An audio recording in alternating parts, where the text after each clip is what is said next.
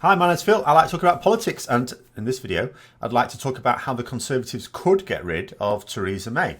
Now, the Prime Minister said this week that the public don't actually have a problem with her, but with her party, the unwillingness of our MPs to vote in favour of the Brexit that she promised them in the manifesto, which is possibly true for some.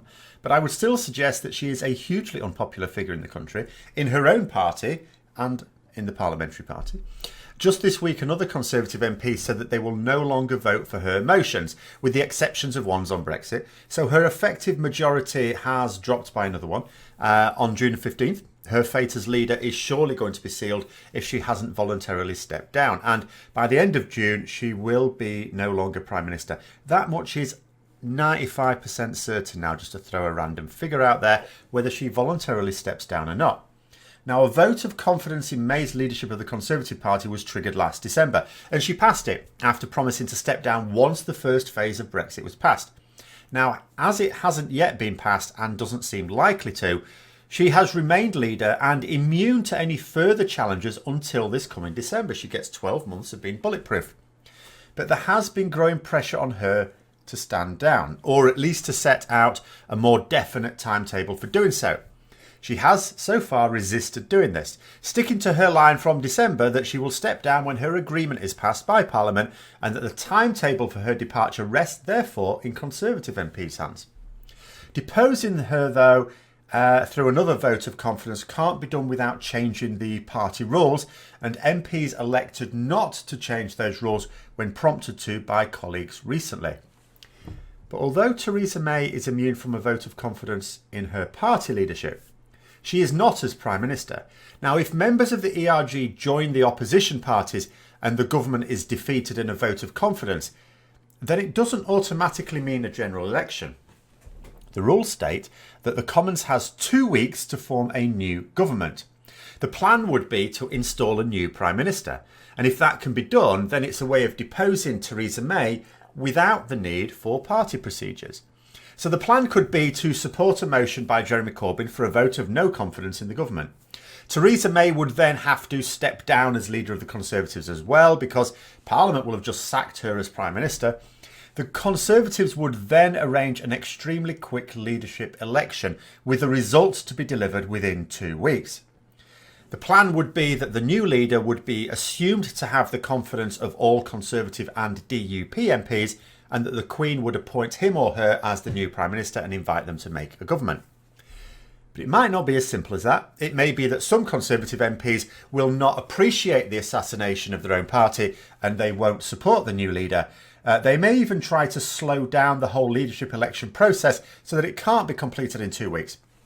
Bear in mind that normally the final phase of a leadership election is balloting the members. Now, it would be such a tight turnaround needed that the parliamentary phase would probably have to be completed in a day. And even then, issuing ballot papers to all the party members and giving them enough time to then post them, collate them, all the rest of it, is that going to be completable in 2 weeks? I'm not sure. It doesn't seem very likely.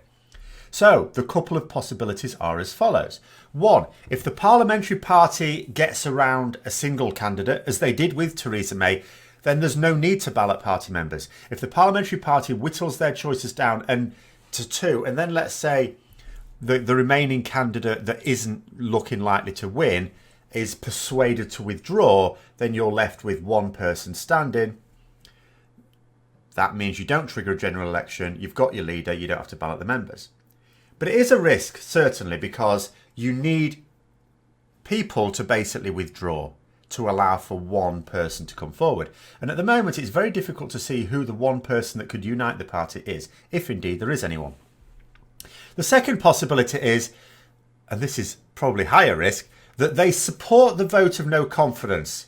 But before the vote itself, the Prime Minister is pressured into resigning, after which they then vote in favour of the government and allow the leadership election to take as long as it naturally needs to take.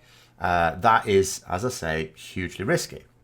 But there are still ways in which they could oust Theresa May without having to use the party rules.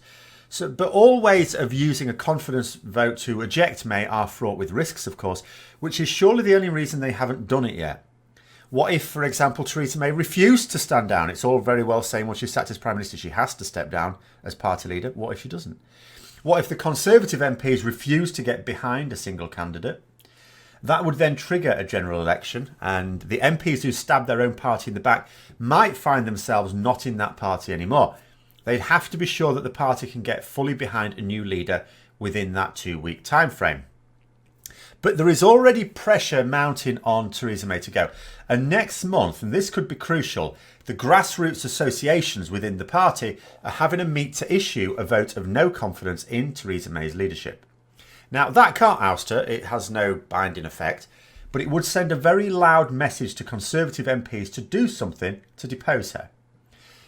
In fact, it would give rebel MPs the effective authority to vote against their own party in a confidence motion without being branded as traitors, thrown out of the party. They will claim that they were acting on the instructions of party members. And it may well be that those party members would indeed approve of such an act. After all, what other way do they have to forcibly remove her when the party rules have made her bulletproof? So I'd expect the ERG to wait for that party association's meeting before acting, but to work out what they're going to do in the interim. And I'd also expect them to act immediately afterwards. The meeting takes place on June the 15th. After that, there will definitely be a move to oust her. How could there not be? So if Theresa May has a plan for Brexit, as I alluded to in the video I did earlier today, then she basically has until mid-June to get it passed by Parliament, as I read it. And it was a meme 2 years ago, but the way it's looking, this June really will be the end of May. And she knows it. I think she knows it. So, of course, I'd imagine her hope is to get some form of deal passed before then, so that she can announce her departure and render that meeting pointless. Now, that, of course, can play into Labour's hands as well if they have the wit to see it.